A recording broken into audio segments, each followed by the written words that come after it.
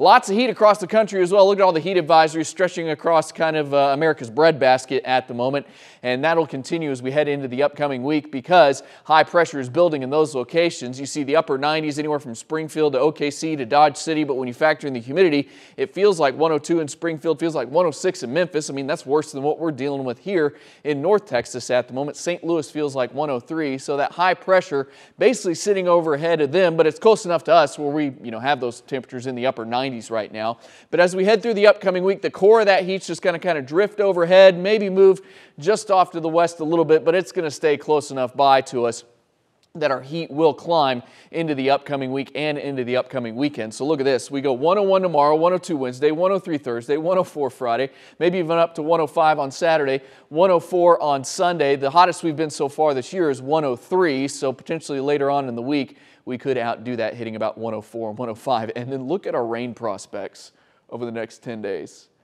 I mean, not good at all. You get the desert monsoonal flow to the west where they see the thunderstorms, storms across maybe the upper Midwest along the East Coast, but here in Texas, it's a hole because of that high pressure building overhead. Tonight, mainly clear skies and another warm night, down to about 80 as you start your Tuesday. Headed back to work tomorrow. It will be hot. It'll be dry too. No thunderstorm chances, obviously. 101 for the high tomorrow. The record high is 103, so don't think we quite get that hot, but it may be close. Could be a degree or two away tomorrow afternoon. 102 Wednesday, 103 Thursday. We talked about that heat building as we head into the weekend.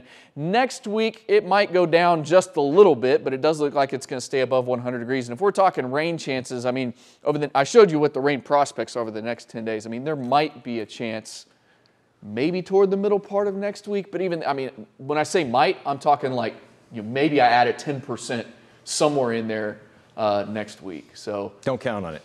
We'll see as we get closer, yeah, we're grasping at straws, and that's kind of what happens this time of the year. It's just kind of, well, there might be a chance at some point.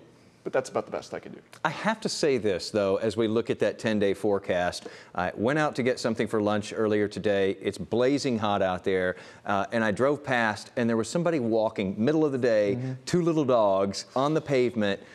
Don't take your dogs out this day or any day where the temperatures look like that in the middle of the day like that. Those little paw pads are just melting on that pavement there. I always do this. Before I take I go into my back driveway, which gets a lot of direct sunlight. And if I'm in sandals, I'll either take my foot out of the sandal or I'll reach down and put my hand on the concrete. And if I can't hold it there for 5 to 7 seconds because it's too hot for my hand and my foot, it is too hot for their paws as well. And it usually takes till about 8 o'clock at night before I can really do that. Yeah, so do those in the early morning or in the evening there. Or walk barefoot with your dogs on that pavement the entire time.